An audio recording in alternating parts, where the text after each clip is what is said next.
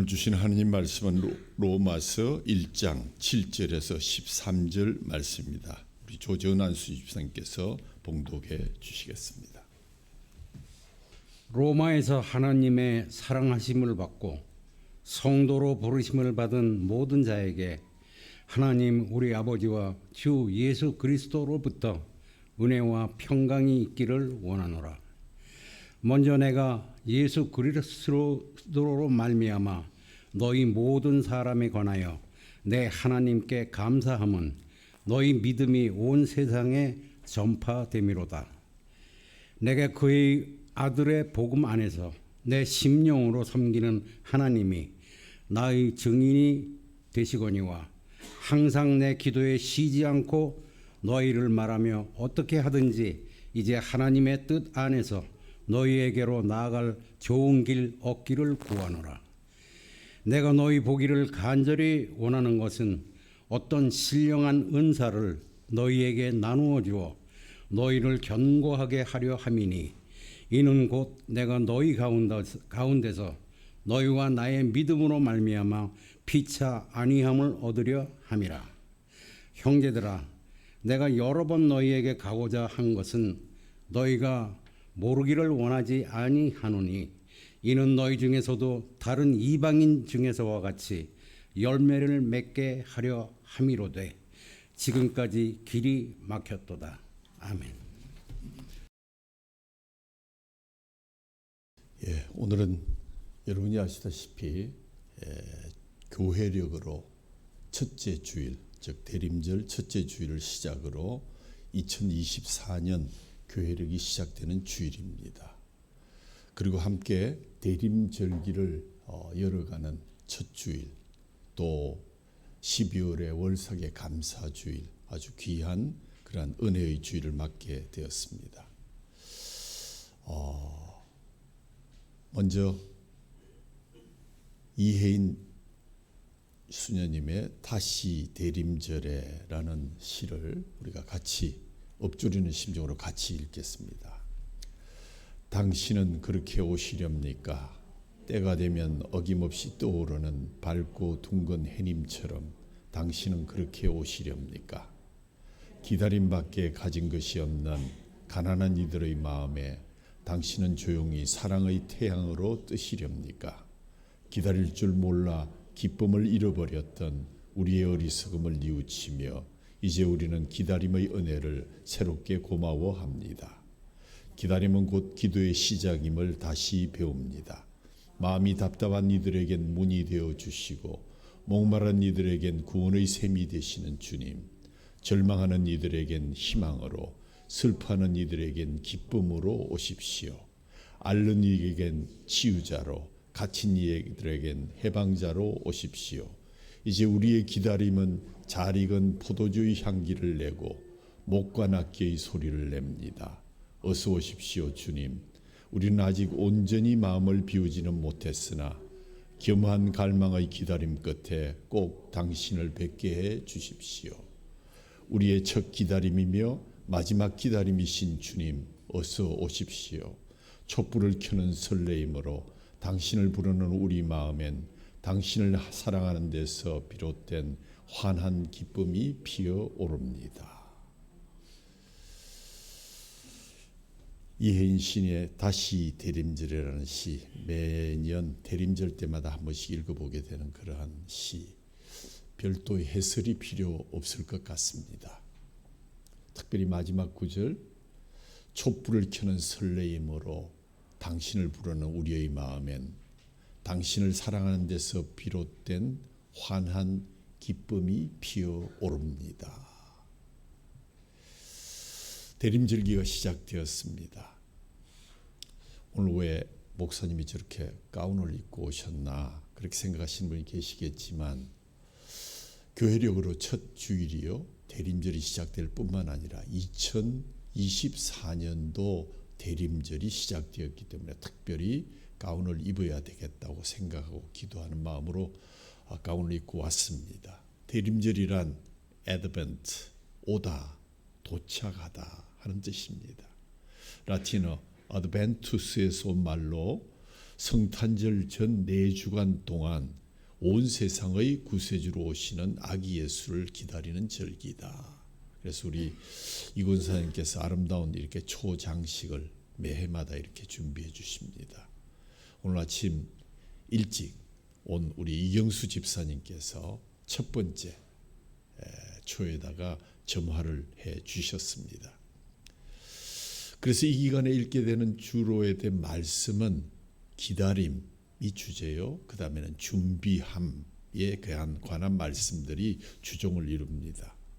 종교력으로 2024년 첫 번째 주일의 문을 열어주신 하나님께 찬송과 영광을 올립니다. 함께 길공동체 예배에 참석하신 분들, 그리고 영상으로 이 예배에 함께 참석하시는 분들에게 인사를 나눕니다. 다시 오실 주님을 설레임으로 기다립니다. 같이 인사합니다. 다시 오실 주님을 설레임으로 기다립니다. 이 설레임이란 단어가 그전에 참 마음을 설레이게 했는데 어쩌다 보니까 어느 회사의 빙수 이름이 설레임이 되고 나서부터 그 뜻이 조금 달라진 것 같아 보입니다. 역사 속에서 일하시는 주님께서 약속하신 대로 다시 새하늘과 새 땅을 준비하시고 이미 우리를 향해서 출발하셨습니다. 작년 대림절보다 그 시간이 1년 단축되었습니다. 올해는 로마서 8장 28절 말씀, 우리가 알거니와 하나님을 사랑하는 자 곧 그의 뜻대로 부르심을 입은 자들에게는 모든 것이 합력하여 선을 이루느니라 라는 말씀을 우리에게 비전으로 주셔서 지난 2주 연속으로 로마서를 통해서 모든 것이 합력하여 선을 이루느니라, 너희도 서로 받으라 하는 말씀을 선포한 바가 있습니다. 그래서 오늘도 로마서를 통한 기다림의 사람들이라는 주제로 그 말씀을 전하고자 합니다. 인도에서 30년간 선교 활동을 하신 레슬리 뉴비긴 선교사님, 힌두 교도들과 기독교에 대해서 토론하기 위해서 그들을 가르치면서 토론을 위해서 그는 힌두 교도들과 같이 경전을 배웠고 또 힌두 교도들에게는 성경을 가르쳤는데 마지막 그 성경을 배워가는 마지막 즈음에 대해서 한 힌두교 친구가 이런 고백을 했다고 합니다. 내가 보기에 성경은 우주의 역사, 곧 창조 세계 전체의 역사와 인류의 역사를 아주 독특하게 해석한 책입니다. 그래서 역사 속에서 막중한 배역을 맡은 인간에 대한 해석도 참으로 독특합니다. 그런 후기를 말했다고 합니다. 이 힌두교도의 성경의 다른 점을 인정한 점, 세상의 다른 경전들은 다 인간의 완성을 위한 방법론에 불과합니다. 인간이 복을 얻는 방법, 인간이 완성하는 방법, 인간이 돌을 트는 방법 등 이런 것들입니다. 그러나 성경은 이런 이야기를 전혀 하고 있지 않습니다. 성경은 단지 하나님이 누구신가를 소개하시면서 하나님은 당신이 우리의 수단이 되는 것을 결코 허락하지 않으십니다. 당신이 우리의 아버지라는 사실을 가르치려고 하십니다. 아버지와 우리와의 관계가 깊은 이야기 속에서 녹아져 있는 것이 바로 성경이라는 것입니다. 구약 역사에서 반복되어서 강조되는 주제 가운데 하나가 출애굽의 하나님입니다. 나는 너희 조상의 하나님이니 너희를 종되었던 애굽 땅에서 구하여 낸 여호와니라. 구약 역사에서 우리를 가장 놀라게 하는 것은 하나님께서 이런 귀한 약속, 출애굽의 약속을 무의로 돌리는 듯하는 바벨론 포로를 허락하신 사실입니다. 바벨론 포로가 이 사건은 하나님께서 내 자식이 나를 닮아 내가 원하는 거룩한 자가 되어야 되겠다 하는 일에 나의 모든 희생을 다 바칠 것이라는 그러한 각오를 밝힌 사건이시기도 합니다. 그래서 하나님께서 어떤 희생을 치르셨습니까? 바벨론이 들어와서 성전을 파괴하고 이스라엘 하나님을 모독합니다. 유다 백성을 잡아다가 큰 소리칩니다. 우리가 섬기는 신이 너희가 섬기는 여호와보다 훨씬 크기 때문에 우리가 이겼다. 너희들은 졌다. 너희 신은 진 것이다. 이 모욕을 하나님이 감수해 내신 것입니다. 이것이 하나님께서 역사 속에서 일하신다는 말에 담긴 의미이기도 합니다. 시간의 가치가 여기에 있습니다. 하나님의 시작과 끝이 있는 일을 하나님의 의지와 성의와 목적을 가지고서 이루시는 분이라는 사실을 드러내는데 역사보다 더 소중한 무대는 없을 것입니다. 그래서 예수님은 마태복음 6장에 가서 이런 결론을 내리셨습니다. 그런즉 너희는 먼저 그의 나라와 그의 의를 구하라. 그리하면 이 모든 것을 너희에게 더하시리라. 그러므로 내일 일을 위하여 염려하지 말라. 내일 일은 내일이 염려할 것이요 한날의 괴로움은 그날에 족하니라.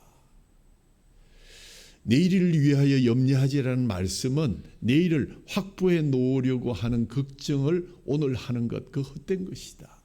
오늘은 오늘을 사는 것으로 만족해야 된다.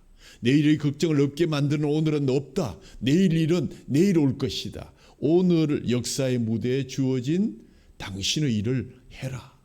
그리고 그 고난을 감수해라 하는 그런 뜻입니다. 한날의 괴로움은 그날에 족하다는 뜻이기도 합니다. 우리는 내일을 이렇게 이해해야 됩니다. 내일의 끝은 종말이다. 종말은 세상이 망하는 날이 아니라 하나님이 약속하신 그 약속이 성취되는 날이다.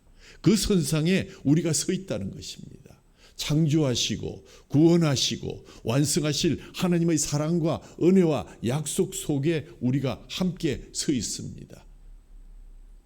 우리가 다 이해할 수 없는 일을 하나님께서 하시는 것을 믿고 그 속에 내가 할 수 있는 일을 해나가는 것이 신앙생활입니다. 나에게 주어진 오늘, 나에게 일어난 일을 내가 할 수 있는 만큼 하는 것, 내가 세상을 다 책임져야 하는 것도 아니요, 일어나는 사회 문제를 내가 다 해결해야 되는 것도 아닌데 주어진 무대에서 오늘 할 수 있는 만큼 내가 할 수 있는 최선의 것, 하나님의 뜻에 가깝도록 신앙도 내 신앙만큼 해내면 되는 것입니다. 한 번에 두 걸음을 뛸 필요가 없습니다. 많은 사람들이 특별히 기독교는 all or nothing, 은혜 한 번 받으면 모든 것이 끝나고 방언 한 번 받으면 모든 것이 해결되는 듯한 그런 착각 속에, 그러나 우리의 신앙은 마치 콩나물 시루에 물을 계속 부으면 물은 절절절절 계속 흘러내리는 것 같아도 어느 날 싹이 나고 나물이 자라게 되는 것과 흡사한 것입니다. 믿음의 한 방을 기대하지 마십시오. 이단일 가능성이 높습니다. 그렇게 하루하루가 쌓여 사람의 믿음도 성숙해지고 커가는 것입니다. 어떤 업적이나 공적이 쌓여서 잘한 일이 누적되는 것이 아닙니다. 이만큼 누적되었기 때문에 나는 일이 끝났다. 나는 장로가 되었기 때문에, 나는 권사가 되었기 때문에 더 이상 올라갈 여지가 없다. 이렇게 생각한다면 그것처럼 어리석은 일이 없을 것입니다. 내가 그 무대 속에서 하나님과 함께 자라고 있다. 비록 부족하지만. 걱정하지 마십시오. 무대와 시간은 흐르고 그 속에서 나의 믿음도 천국 시민으로 점점 자라서 하나님의 때가 되면 나를 부르실 것입니다. 무엇이 걱정이 되십니까? 로마서는 성경의 이런 전체 배경 속에서 시작합니다. 우리와 이와 같은 시야를 우리에게 요구하고 있습니다. 이것을 이해하지 못하면 우리는 신앙이 완성된 이유가 아니고서는 그 어떤 신앙 행위도 할 수 없게 되는 우를 범하게 될 것입니다. 그렇게 되면 완성에 도달하기 위해서 시간을 건너뛰는 어떤 능력을 달라고 비는 일에 전 생애를 소모하다가 결국 낭패를 당하고 실패하게 될 것입니다. 후회하지 않으려면 오늘 할 수 있는 일을 오늘 하셔야 합니다. 매일 일기를 쓰듯이 내가 할 수 있는 일을 해야 되고, 매일 주어진 주의 말씀을 읽고 매일 주님과 대화하고 하는 일에 게으르다면 오늘 2024년 대림절기를 시작하면서 오늘 하루를 살아내는, 그래서 내일이 보장되는 그러한 삶을 사시기를 주님의 이름으로 축원합니다. 문제는 많은 신자들이, 성도들이 오늘이 없다는 사실입니다. 내가 할 일, 내가 싸울 싸움, 내가 주인공이 되어 나를 만들어 나가고 내 안에서 쌓아가야 할 일이 없다는 것입니다. 역사를 외면하면서 내일만 기다리며 오늘 없이 살아가는 크리스찬이 있다면 그것은 진정한 크리스찬이 아닐 것입니다. 늘 들러리로, 늘 구경꾼으로 팔 끼고 앉아서 완성에 이르지 않았다고 안타까워하고 억울해하고 부러워만 하다가 끝이 난다면 그 신앙생활이 어찌 성숙된 신앙생활, 철로 역정의 길을 바르게 걸어간다고 얘기할 수 있겠습니까? 하나님은 나는 너희 조상 아브라함의 하나님, 이삭의 하나님, 야곱의 하나님이라고 말씀하셨습니다. 여기 여러분의 이름을 넣어서 계속 이어지는 하나님의 역사를 바라보십시오. 나는 너의 하나님이라. 천지를 창조한 내가 너를 내 형상대로 지었고 너를 위하여 내 아들을 내게 주었노라. 너희가 저지른 모든 잘못의 한복판에서 죽음과 사망과 실패의 또 절망의 한복판에서 내가 부활의 길을 내놓노라. 그러니 걱정하지 말고 따라오라. 지금 일어서라. 자기의 십자가를 지고 나를 따르라. 이렇게 권면하시고 성경이 증언하고 계십니다. 이것이 역사의 증언입니다. 하나님이 성실하게 일하시는 지금, 바로 지금이 기적이 이루어질 수 있는 때입니다. 이 기적은 여러분과 저의 것입니다. 남에게 빼앗기지 마시기 바랍니다. 그러므로 대림절의 기다림마저도 오늘이라는 역사의 무대에서 부지런히 왔다 갔다 하십시오. 그러면 아브라함처럼 내 자신의 가는 길이 복이 되겠고 너가 복의 근원이 될 것이라는 주님의 복의 말씀이, 축복의 말씀이 여러분에게 임할 줄로 믿습니다. 우리가 로마서를 읽으면서 좀 다른 서신서들과 배경이 다르다는 사실을 먼저 알고 우리가 읽어야 될 것 같습니다. 우선 형편이 다릅니다. 다른 서신서들은 바울이 세운 교회가 믿음의 시험을 당하거나 어떤 문제가 있어서 보내게 되는 편지가 대부분입니다. 하지만 로마서는 그렇지 않습니다. 바울이 아직 로마에 가보지도 못했는데 그곳에 믿음의 식구들이 생기고 교회가 생겼다는 소식을 듣게 됩니다. 8절에서 보시 바울은 믿음의 식구들이 생긴 것에 대해서 감사하고 있고요. 그렇게 감사한 마음을 담아서 보낸 편지가 로마서입니다. 물론 유대인 그리스도인과 이방 그리스도인 간의 갈등이 있었다고 많은 역사가들이 해석하지만 주된 동기는 오늘 11절 말씀처럼 신령한 은혜를 여러분과 함께 나누는 것이다. 신령한 은사를 나누고 싶다. 대림절의 뜻이 무엇입니까? 신령한 은사를 기다리는 주간입니다. 내가 너희 보기를 간절히 원하는 것은 어떤 신령한 은사를 너희에게 나누어 주어 너희를 견고하게 하려 함이니라. 이 신령한 은사의 기다림이 바로 로마서의 주제이기도 합니다. 우리가 신령하다는 말을 흔히 하나님과 직접적으로 만나서 뭘 깨닫고 도를 받고 무슨 영을 받았다 하는 그런 생각을 하는 경향이 많이 있습니다만 그것은 잘못된 인식입니다. 로마서는 그런 이해와 사뭇 다르게 이 말을 이용합니다.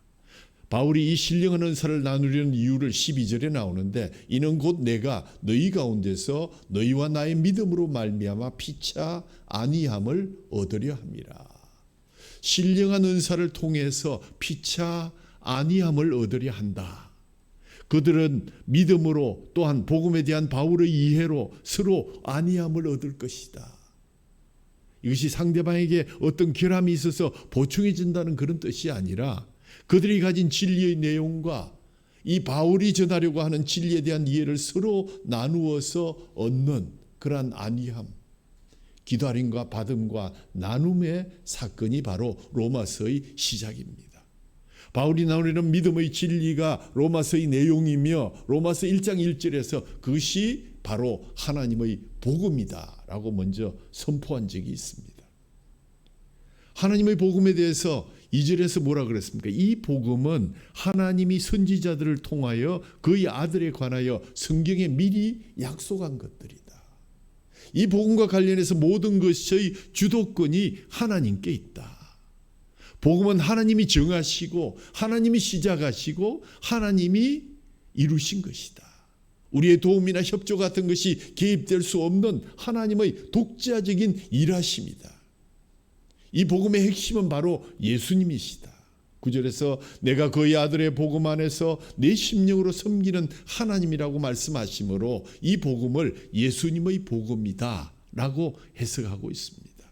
하나님의 복음, 약속하신 복음, 그 아들 예수님의 복음이라는 표현에 성경이 하고 싶은 이야기, 바울이 하고 싶은 이야기가 오롯이 다 담겨져 있습니다. 그 만남, 그 기다림, 그 진리, 그 약속, 그 속으로 들어가고 그것을 받고 아멘 하는 것이 바로 오늘 로마서 교인들의 대림절기였는지도 모르겠습니다. 복음은 하나님이 오래전부터 계획하고 계셨고 목적하신 것이며 복음에 담긴 약속은 예수님으로 말미암아 성취된 것입니다.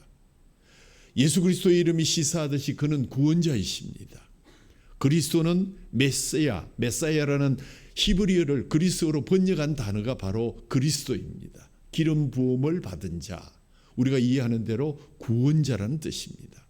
예수님은 인간으로 오신 구원자의 이름입니다. 인간의 이름입니다. 시간과 공간 속에 참여한 역사의 무대에 실존하셨던 이름 예수, 그 귀한 이름. 예수님의 오심은 하나님의 약속의 성취입니다. 예수님은 하나님께서 주시겠다고 하신 그 메시아이십니다. 이사야 53장에 나온 대로 그는 우리 죄를 위하여 고난받는 종이 되셔서 하나님의 약속을 이루기 위해 이 땅에 오셨고 그 구원이 십자가에서 이루어진 것입니다. 로마 3장 24절에 보면 그리스도 예수 안에 있는 속량으로 말미암아 하나님의 은혜로 값없이 의롭다 하심을 얻은 자가 되었느니라. 이 예수를 하나님이 그의 피로써 믿음으로 말미암는 화목 제물로 세우셨으니 이는 하나님께서 길이 참으시는 중에 전에 지은 죄를 간과하심으로 자기의 의로우심을 나타내려 하심이니 곧 이때 자기의 의로우심을 나타내사 자기도 의로우시며 또한 예수 믿는 자를 의롭다 하려 하심이라. 복음은 주님의 피로 성취한 하나님의 약속이 바로 복음입니다. 우리를 구원하시겠다는 약속입니다. 이 구원을 하나님의 의지와 홀로 세우신 뜻으로 약속하시고 예수님의 피로 이것을 이루셨습니다. 이 피는 우리가 잘 아는 대로 우리 죄를 대속하시고 하나님의 심판을 받아내신 예수님의 죽음을 가리키는 것입니다. 예수를 믿으면 구원을 얻는다는 말의 가치를 알려면 다음과 같은 사실을 먼저 이해해야 될 것입니다. 심판으로 끝내야 하는 인류의 그 긴 시간을 하나님이 참으시고 또 참으시고 당신의 진노를 누르셨습니다. 하나님은 우리를 구원하기 위해서 오래 참으셨다는 사실을 꼭 기억하시면 나는 못 참는다. 참으셔야 됩니다. 하나님이 당신을 위해서 참으셨기 때문입니다. 하나님은 우리를 구원하기 위해서 오래 참으셨습니다. 우리가 마땅히 받아야 될 형벌을 예수 안에서 해결하시기까지 길이 참으셨습니다. 이 점이 중요합니다.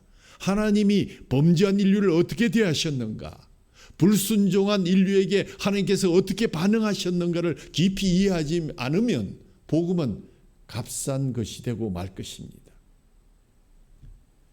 우리 지난번에 공부한 로마서 5장 6절 말씀, 우리가 아직 연약할 때 기약대로 그리스도께서 경건하지 않은 자를 위하여 죽으셨도다. 의인을 위하여 죽는 자가 쉽지 않고 선인을 위하여 용감히 죽는 자가 혹이 있거니와 우리가 아직 죄인 되었을 때 그리스도께서 우리를 위하여 죽으심으로 하나님께서 우리에 대한 자기의 사랑을 확증하셨느니라. 복음을 논하려면 내가 구원을 받았다 하는 얘기만 할 것이 아니라 그 구원이 어떠한 상태에서 이루어졌는가 하는 것을 분명히 알고 고백할 수 있어야 된다.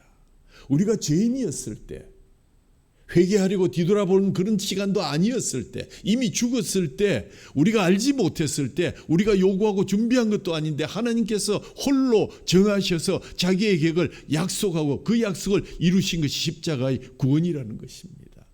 경건하지 않은 우리를 구원한 것이 예수님의 죽음인 것입니다. 로마서 전반부의 결론인 5장 1절에서 11절에 바로 이러한 내용을 다루고 있습니다. 우리가 그리스도로 말미암아 구원을 얻어 하나님의 자녀가 되었으니 그분에게 담대하게 나아가자, 그런 이야기입니다. 우리가 어느 자리에 있었는가를 기억해야 된다. 하나님이 우리를 위해서 해놓으신 일이 무엇인지를 바라보아야 된다 하는 이야기입니다. 우리가 경건하지 않을 때, 우리가 하나님을 모를 때 하나님이 그 아들을 우리에게 주셨고 그의 죽음으로 말미암아 우리를 당신의 자녀로 삼으셨고 새 시대를 열어주셨습니다. 그러므로 새 시대에 그분에게 담대하게 나아가야 되는 것이 새 시대의 일꾼들의 모습이기도 합니다. 하나님의 자녀가 된 이 시대가 무엇인지를 알아야 된다. 이제 우리는 하나님이 참으시는 시대를 살지 않는다. 이제 예수로 말미암아 하나님과 화목하게 된 자로 살아가는 시대를 맞았고 우리는 주님의 자녀로서 이 시대가 무엇인지를 바르게 알아야 되고 그렇게 이야기해서 이 이야기가 널리 퍼져나가도록 당신이 연약한 이웃들과 함께 짐을 지면서 그 이야기 나누라고 기회를 주신 것이다. 이제는 예수로 말미암아 우리의 죄를 씻으신 하나님 관계가 회복된 새로운 시대를 살아가고 있음을 바울은 다시 한번 강조하면서 선언하고 있습니다. 로마서 5장은 새롭게 열린 우리의 무대를 이야기합니다. 그런데 우리의 현실은 여전히 힘이 듭니다. 왜 그렇습니까? 바로 그 5장 3절에 보면 다만 이뿐 아니라 우리가 환난 중에도 라는 말씀에 담겨져 있는 뜻입니다. 우리는 하나님과의 관계에서 우리의 신분과 운명에서 이제는 하나님과 화목하게 된 자로 살게 되었고 하나님의 자녀가 되었습니다. 그런데 그 완성은 예수님의 재림까지 미루어졌습니다. 왜 그렇습니까?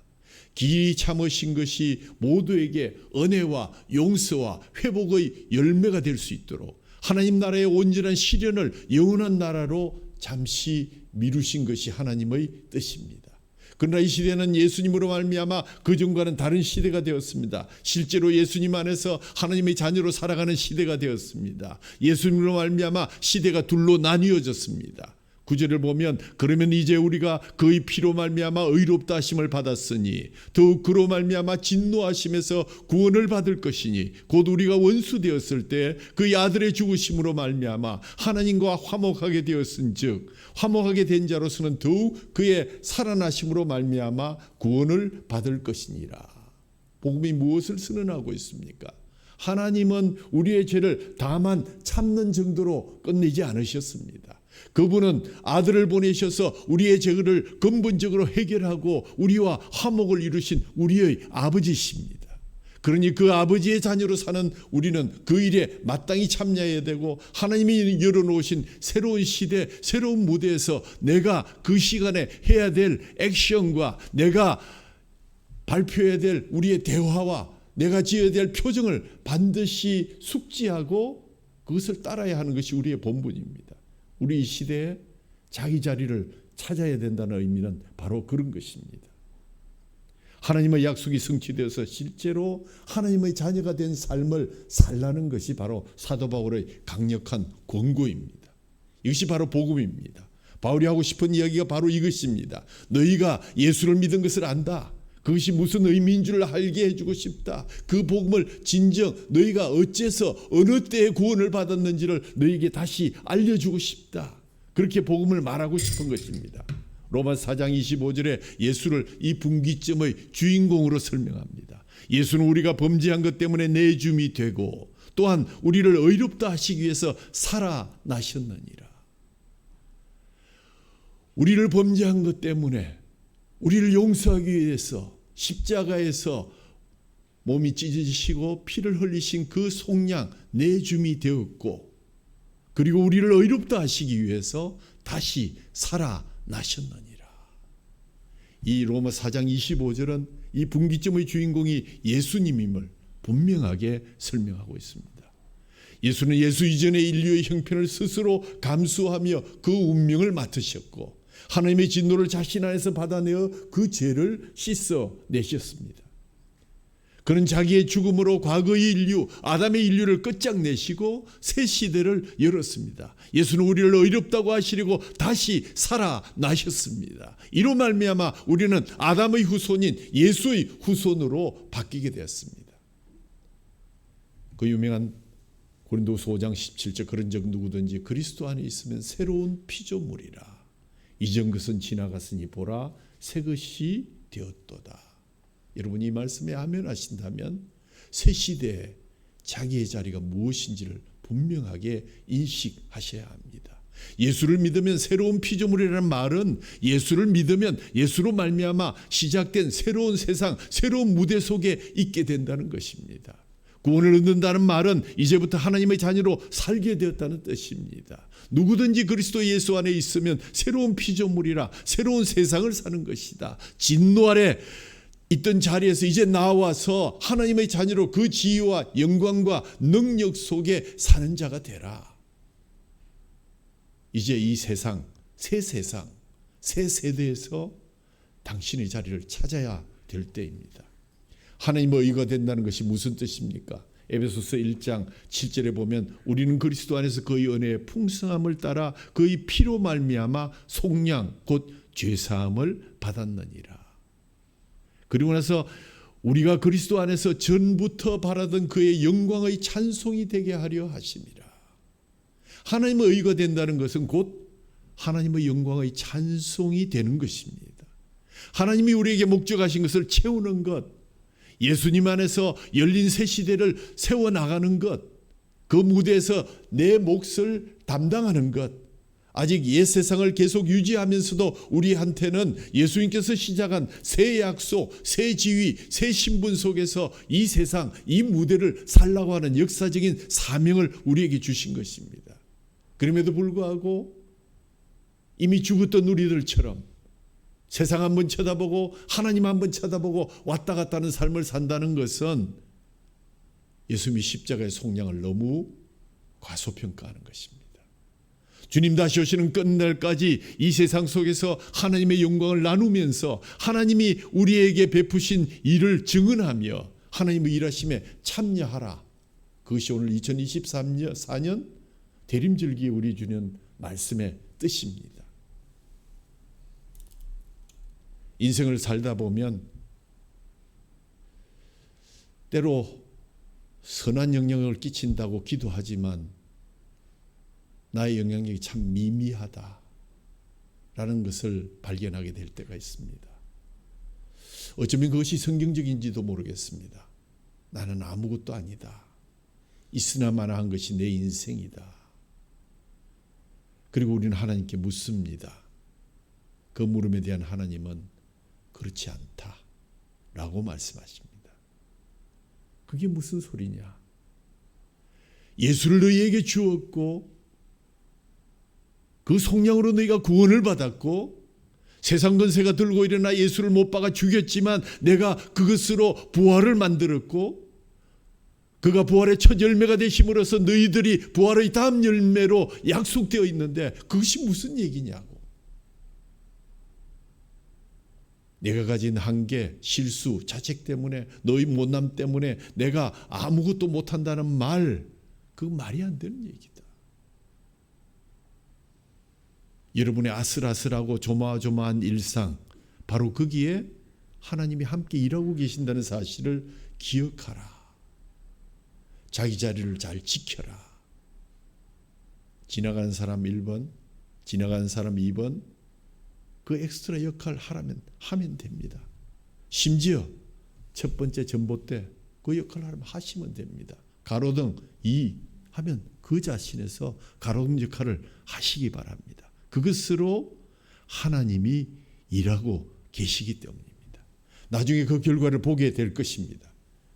이렇게 하나님의 일에 참여하라고 하십니다. 여러분이 원하는 식으로 확인받으려고 하지 마십시오. 과시하려고 하지 마십시오. 이런 증거가 이미 아브라함으로부터 우리에게 나타난 것을 기억하시기 바랍니다. 하나님이 아브라함을 불러 이 불순종한 인류를 어떻게 할 것인가 한 가닥 소망의 길을 여셨는데 아브라함에게 약속을 해주셨습니다. 하나님의 부르심으로 말미암아 복을 받을 수 있는 길, 승리하는 길을 열어주셨습니다. 아브라함은 이 약속 하나를 붙들고 확신하지 못하지만 안심할 수 없는 환경을 떠나서 세상에 어떤 것도 지원받지 못하는 나그네 길을 걸어가게 되었는데 그럼에도 그 길 자체가 복이 되었고 그가 어디에 있든지 그가 복의 근원이 되었다. 그를 축복하는 자가 복을 받고 그를 저주하는 자가 저주를 받게 되는 복의 근원으로 살아가게 됐다는 사실을 기억하시기를 바랍니다. 전주에도 말씀드렸지만 그냥 하나님 말씀대로 왔다 갔다 하다 보니 복이 되었다 하는 것이 아브라함의 인생이기도 합니다. 우리도 그와 같습니다. 아브라함에게 약속밖에 없었지만 우리에게는 약속이 실현되었다는 더 큰 증거가 있으니 그것이 바로 예수 그리스도이십니다. 하나님이 인류를 향하여 하신 작정과 약속의 성취를 예수 안에서 보여주셨고 그때 너 거기 있었는가 물을 때 우리는 아멘으로 답한 적이 있습니다. 우리가 그 현장에 있었습니다. 인간은 하나님의 통치 안에 부름을 받고 고귀한 지위를 가지게 되었습니다. 이제 그를 아버지라고 부르게 되었고 예수님의 이름으로 기도할 수 있게 되었습니다. 예수께서 다시 오시는 그날 새하늘과 새 땅이 영원히 산다는 영광의 약속을 기다리며 새 시대를 살아가는 하나님의 귀한 자녀들이요. 우리가 비록 나 그대로 사는 것 같지만 아무것도 아닌 것 같지만 그러나 우리야말로 복 그 자체임을 믿으시기 바랍니다. 여러분의 아슬아슬한 실수, 욕망, 잘못된 길 그곳에서도 주님이 여러분과 동행하시면서 여러분을 건져주신 적이 몇 번입니까? 작년 이맘때와 비교하면 주님 앞에 설 날이 1년 단축되었습니다. 주님 앞에 갈 날이 하루하루 가까워지고 있습니다. 자다가 깰 때입니다. 기도의 잠을 자는 분은 이제 일어나 기도의 불을 켜셔야 합니다. 원샷으로 해결할 수 있다 생각 얼마나 어리석은 일인지요. 성김의 자리에서 물러나 있는 잠자는 영혼이 있다면 일어나 수군을 가져와서 형제 자매의 발을 씻길 때입니다.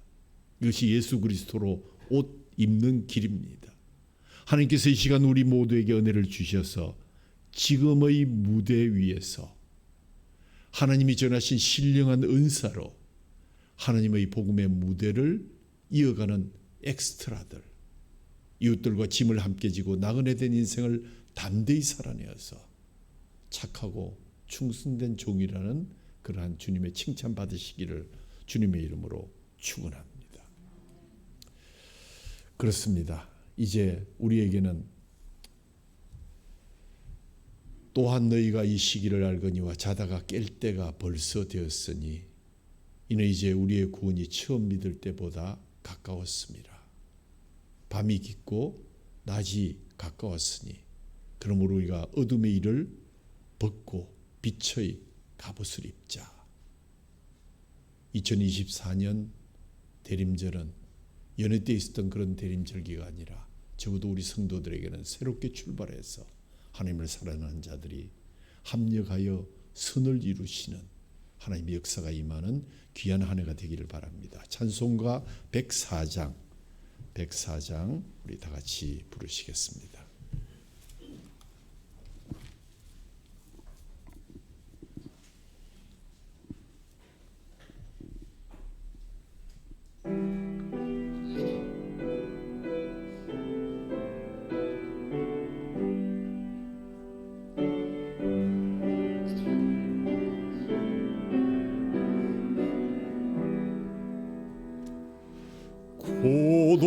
고도소서 임마누엘 오 구하소서 이스라엘 그 포로 생활 고달파 메시아 기다리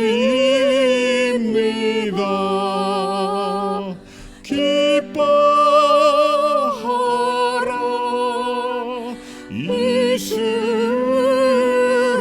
이스라엘 곧 오시리오 임마누엘 곧 오소서 지혜 주님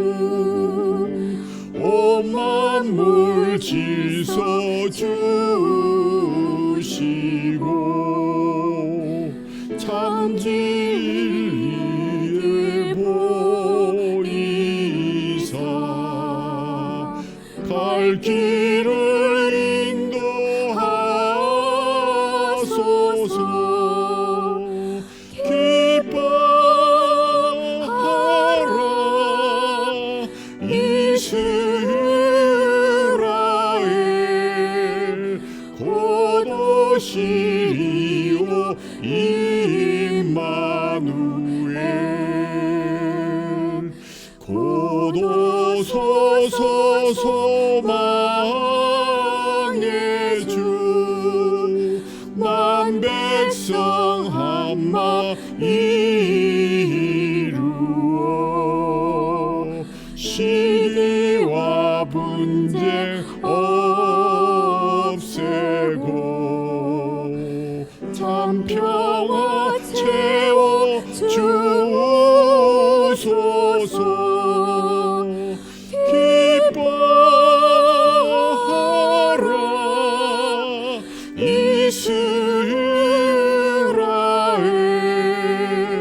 곧 오시리오 임마누엘. 아멘.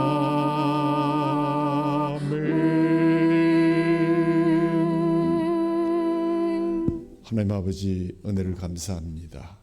복된 시대를 살고 있고 새 시대를 살고 있습니다. 예수 그리스도 안에서 허락된 하나님의 자녀라는 신분을 갖고 약속과 믿음과 기적 속에 인생을 살게 하셨습니다. 그러니 하나님, 믿음을 더하여 주시고 우리가 뚫고 지나가야 하는 이 세상에서 나그네 된 인생을 담대히 살아나가도록 붙들어 주시옵소서. 우리의 눈물과 한숨이 기적을 이루는 하나님의 방법이라는 사실을 역사의 무대에서 증명하게 하여 주옵소서. 예수께서 그리하신 것처럼 우리 인생을 주 앞에 바쳐 그 기적을 보는, 하나님의 영광을 나누는 참으로 위대한 인생을 살아갈 수 있도록 복의 복을 더하여 주시옵소서. 오늘도 약속하신 주님의 살과 피를 먹고 마시면서 먼저 우리를 돌아보게 하시고, 하나님 약속하신 그 귀한 우리의 자리를 다시 한번 되돌아보는 시간 될 수 있도록 은혜를 베풀어 주시기를 간절히 소원하옵고, 특별히 연약한 지체들에게 주의 성찬이 큰 효험이 있도록 주님 인도해 주옵소서. 우리 주 예수 그리스도 이름으로 감사하며 기도하옵나이다. 아멘.